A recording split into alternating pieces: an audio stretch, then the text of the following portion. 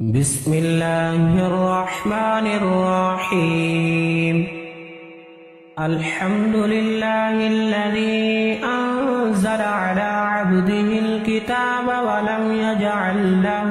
عوجا قيما لينذر بأسا شديدا من لدنه ويبشر المؤمنين الذين يعملون الصالحات أن لهم أجرا حسنا ماكثين فيه أبدا وينذر الذين قالوا اتخذ الله ولدا ما لهم به من علم ولا لآبائهم كبرت كلمة تخرج من أفواههم إن يقولون إلا كذبا فلعلك باخع نفسك على آثارهم إن لم يؤمنوا بهذا الحديث أسفا إنا جعلنا ما على الأرض زينة لها لنبلوهم أيهم أحسن عملا وإنا لجاعلون ما عليها صعيدا جرزا أم حسبت أن أصحاب الكهف والرقيم كانوا من آياتنا عجبا إذ أوى الفتية إلى الكهف فقالوا ربنا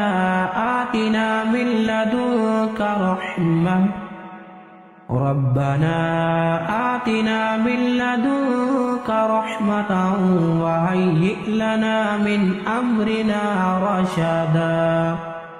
فضربنا على آذانهم في الكهف سنين عددا ثم بعثناهم لنعلم أي الحزبين أحصى بما لبثوا أمدا نحن نقص عليك نبأهم بالحق إنهم فتية آمنوا بربهم وزدناهم هدى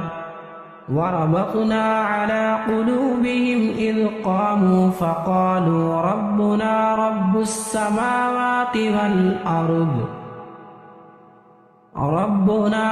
السماوات والأرض لن ندعو من دونه إلها لقد قلنا إذا شططا هؤلاء قوم اتخذوا من دونه آلهة لولا يأتون عليهم بسلطان بين فمن أظلم ممن افترى على الله كذبا وإذ اعتزلتموهم وما يعبدون إلا الله فأووا إلى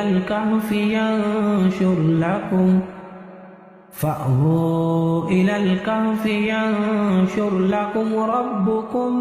من رحمته ويهيئ لكم من أمركم مرفقا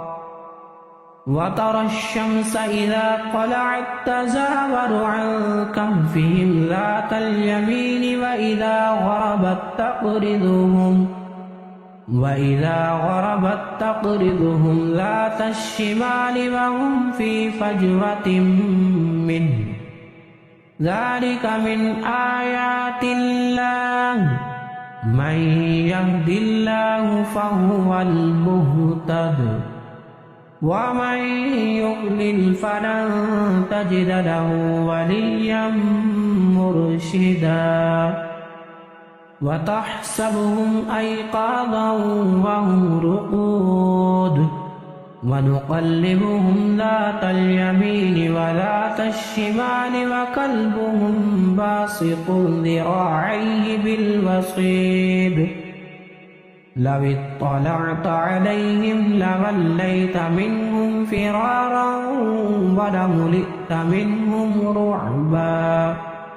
وكذلك بعثناهم ليتساءلوا بينهم قال قائل منهم كم لبثتم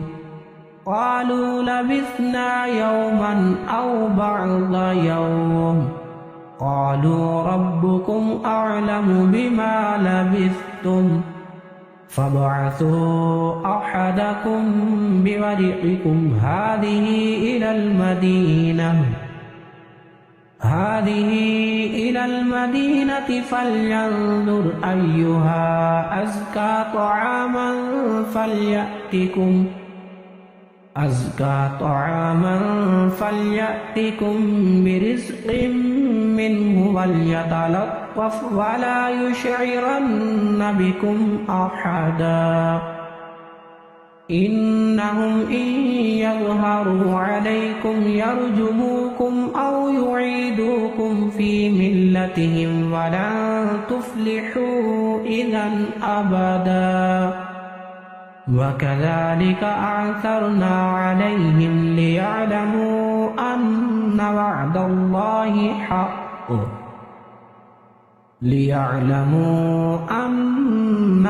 الله حق وأن الساعة لا ريب فيها إذ يتنازعون بينهم أمرهم فقالوا ابنوا عليهم بنيانا ربهم أعلم بهم قال الذين غلبوا على أمرهم لنتخذن عليهم مسجدا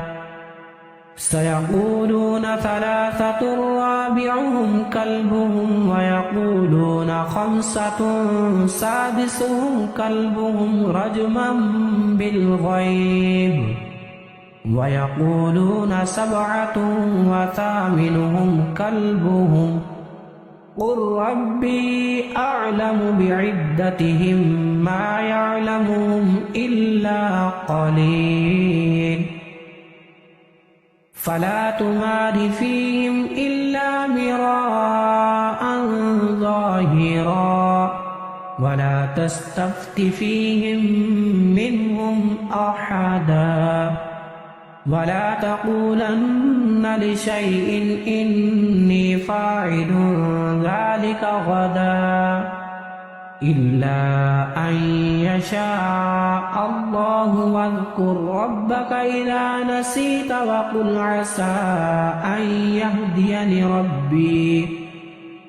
وقل عسى أن يهديني ربي لأقرب من هذا رشدا ولبثوا في كهفهم 300 سنين وازدادوا 9 قل الله أعلم بما لبثوا له غيب السماوات والأرض أبصر به وأسمع ما لهم من دونه من ولي ولا يشرك في حكمه أحدا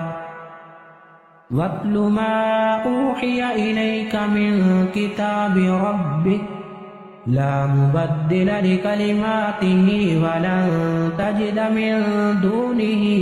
ملتحدا واصبر نفسك مع الذين يدعون ربهم بالغداة والعشي يريدون وجهه ولا تعد عيناك عنهم تريد زينة الحياة الدنيا ولا تطع من أغفلنا قلبه عن ذكرنا واتبع هواه وكان أمره فرطا وقل الحق من ربكم فمن شاء فليؤمن ومن شاء فليكفر إنا أعتدنا للظالمين نارا أحاط بهم سرادقها وإن يستغيثوا يغاثوا بماء كالمهل يشفي الوجوه بئس الشراب وساءت مرتفقا إن الذين آمنوا وعملوا الصالحات إنا لا نضيع أجر من أحسن عملا أولئك لهم جنات عدن تجري من تحتهم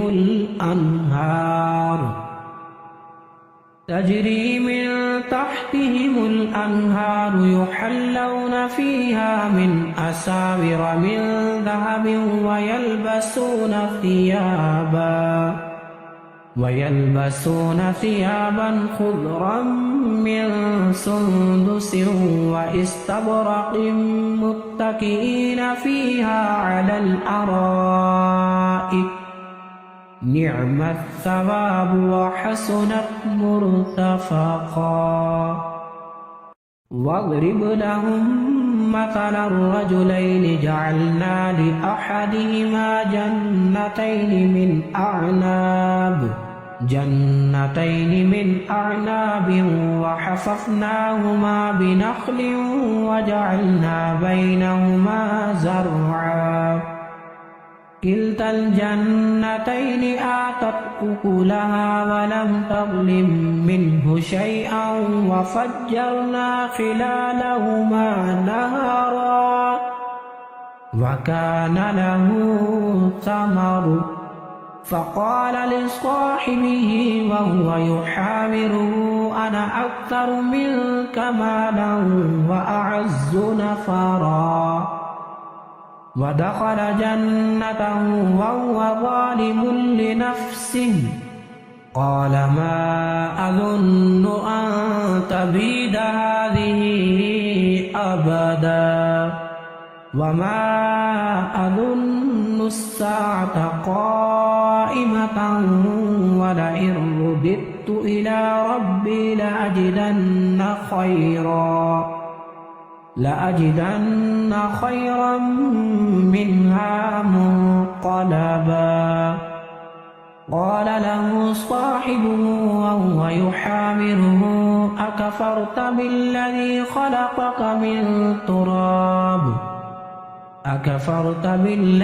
خلقك من تراب ثم من نطفة ثم سواك رجلا لكن هو الله ربي ولا أشرك بربي أحدا ولولا إذ دخلت جنتك قلت ما شاء الله لا قوة إلا بالله إن ترني أنا أقل منك مالا وولدا فعسى ربي أن يؤتيني خيرا من جنتك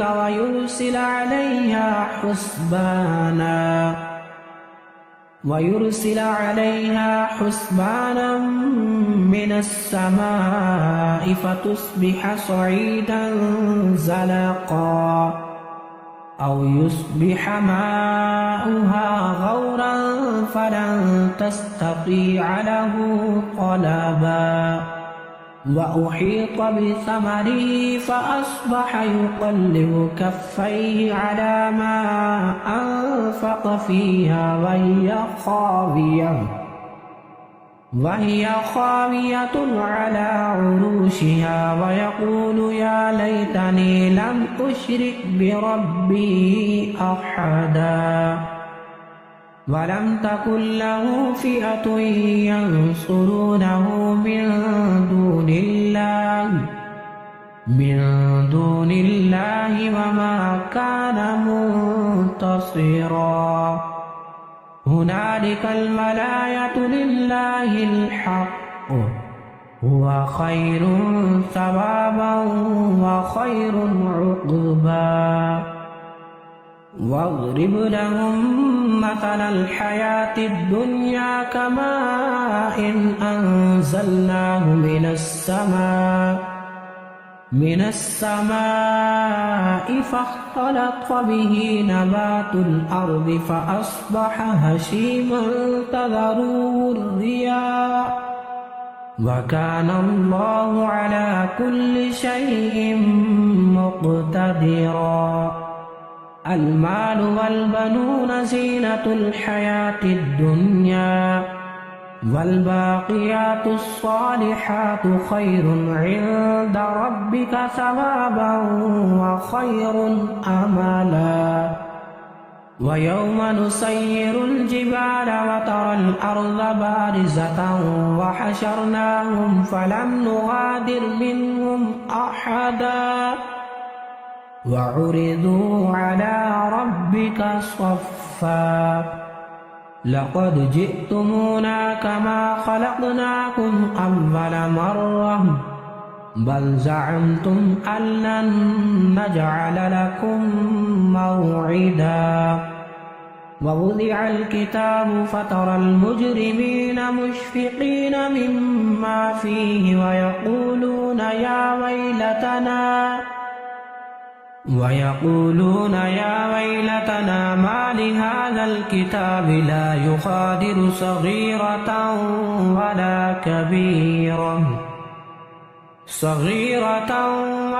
كبيرة إلا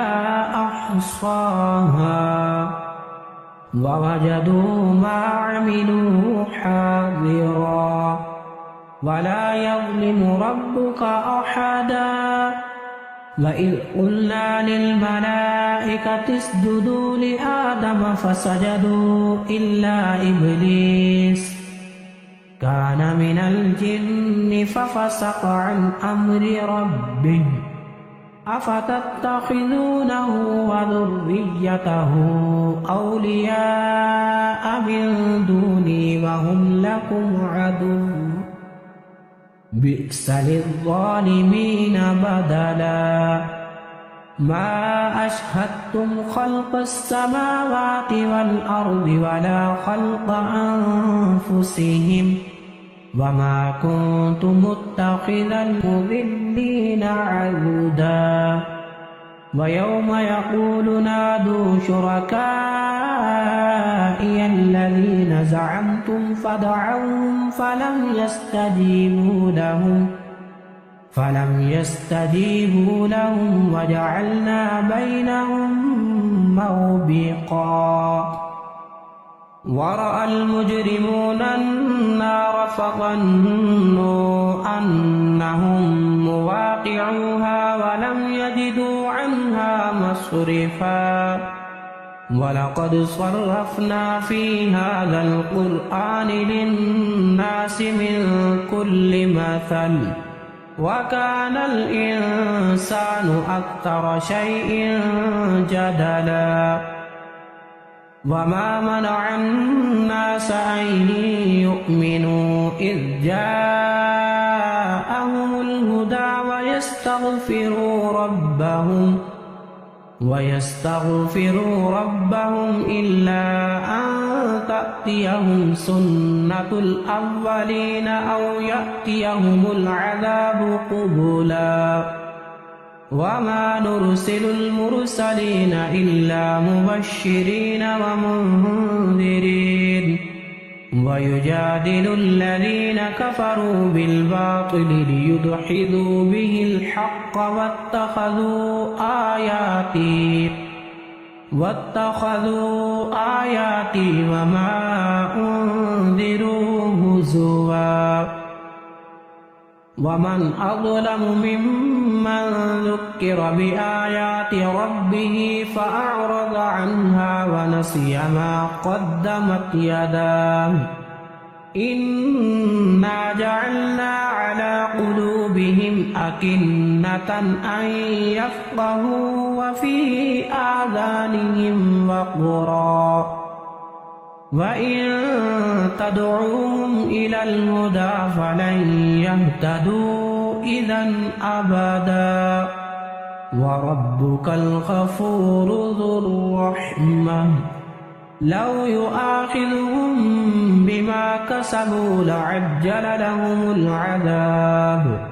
بل لهم موعد لن يجدوا من دونه موئلا وتلك القرى أهلكناهم لما ظلموا وجعلنا لمهلكهم موعدا وإذ قال موسى لفتاه لا أبرح حتى أبلغ مجمع البحرين أو أمضي حقبا فلما بلغ مجمع بينهما نسيا حوتهما فاتخذ سبيله في البحر سربا فلما جاوزا قال لفتاه آتنا غداءنا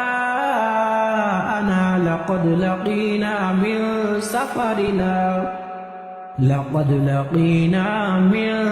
سفرنا هذا نصبا قال أرأيت إذ أوينا إلى الصخرة فإني نسيت الحوت وما أنسانيه إلا الشيطان أن أذكره واتخذ سبيله في البحر عجبا قال ذلك ما كنا نبغي فارتدا على آثارهما قصصا فوجدا عبدا من عبادنا آتيناه رحمة من عندنا وعلمناه من لدنا علما قال له موسى هل أتبعك على أن تعلمني مما علمت رشدا قال إنك لن تستطيع معي صبرا وكيف تصبر على ما لم تحط به خبرا قال ستجدني إن شاء الله صابرا ولا أعصي لك أمرا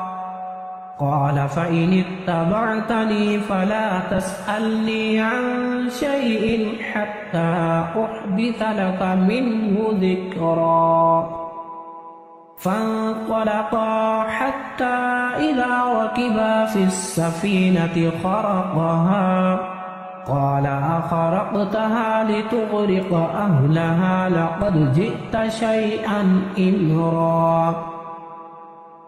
قال ألم أقل إنك لن تستطيع معي صبرا قال لا تؤاخذني بما نسيت ولا ترهقني من أمري عسرا فانطلقا حتى إذا لقيا غلاما فقتله قال أقتلت نفسا زكية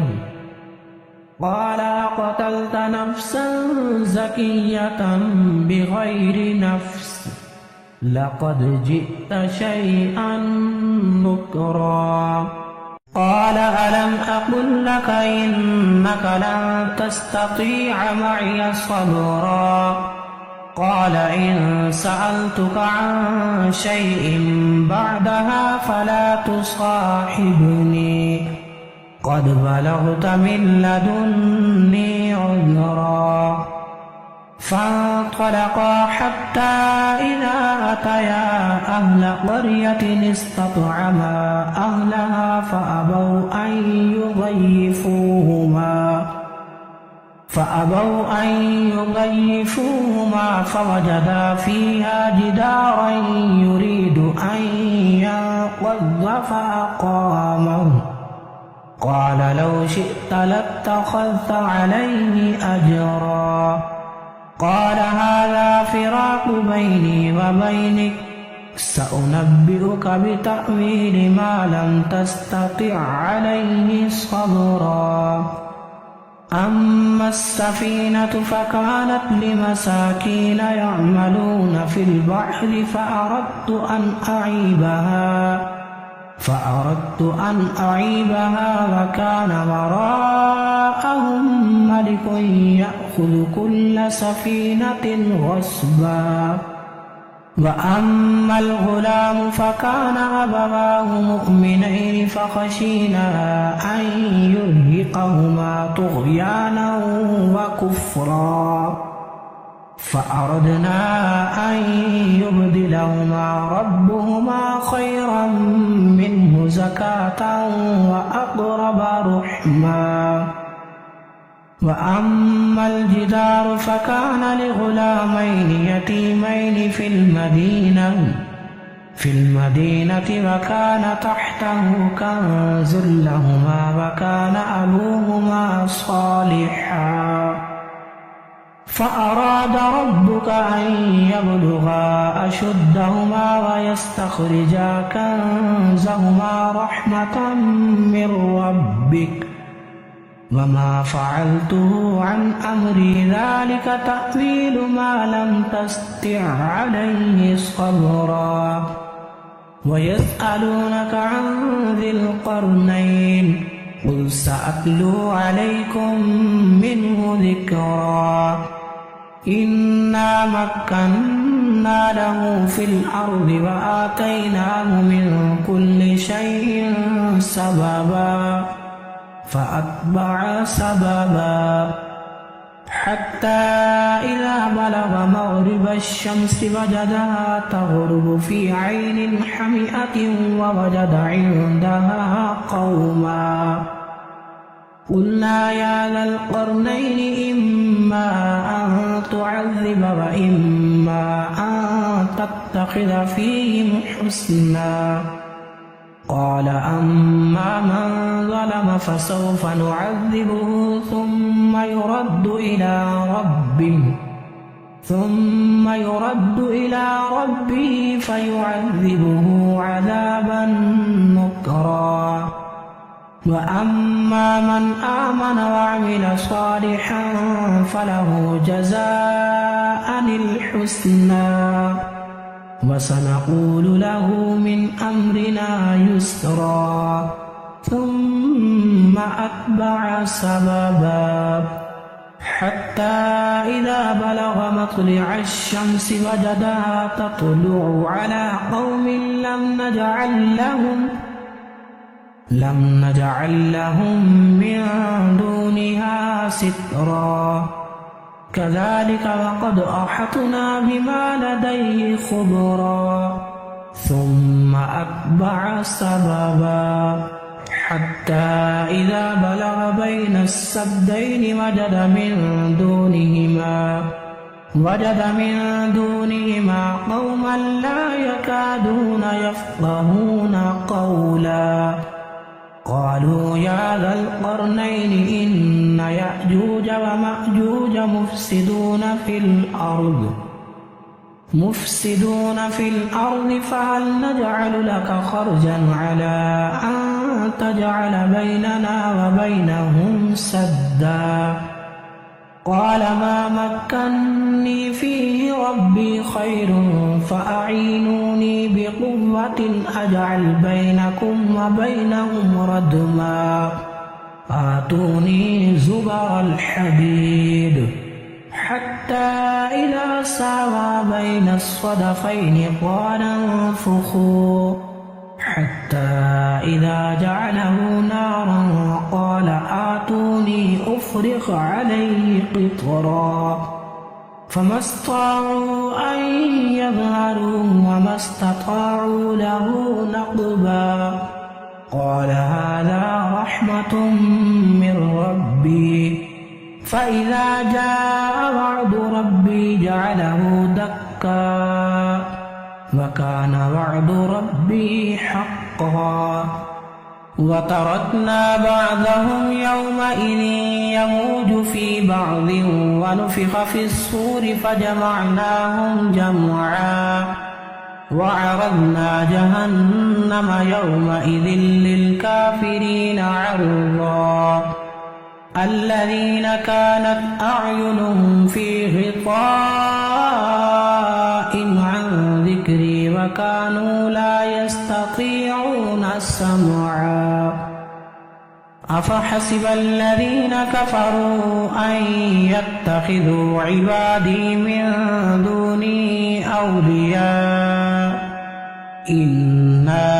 أعتدنا جهنم للكافرين نزلا قل هل ننبئكم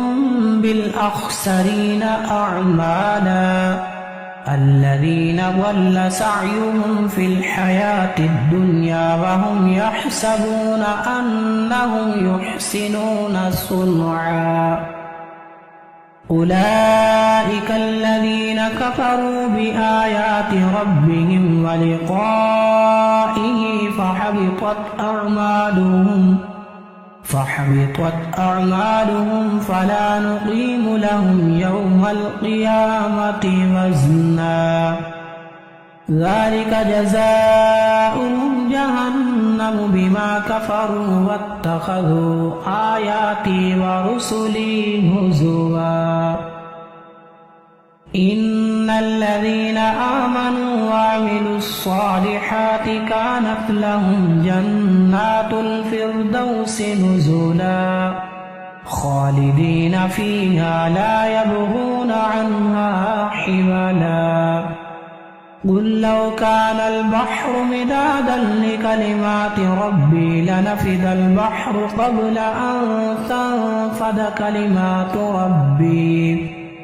قبل أن تنفد كلمات ربي ولو جئنا بمثله مددا قل إنما أنا بشر مثلكم يوحى إلي أنما إلهكم إله واحد فمن كان يرجو لقاء ربه فليعمل عملا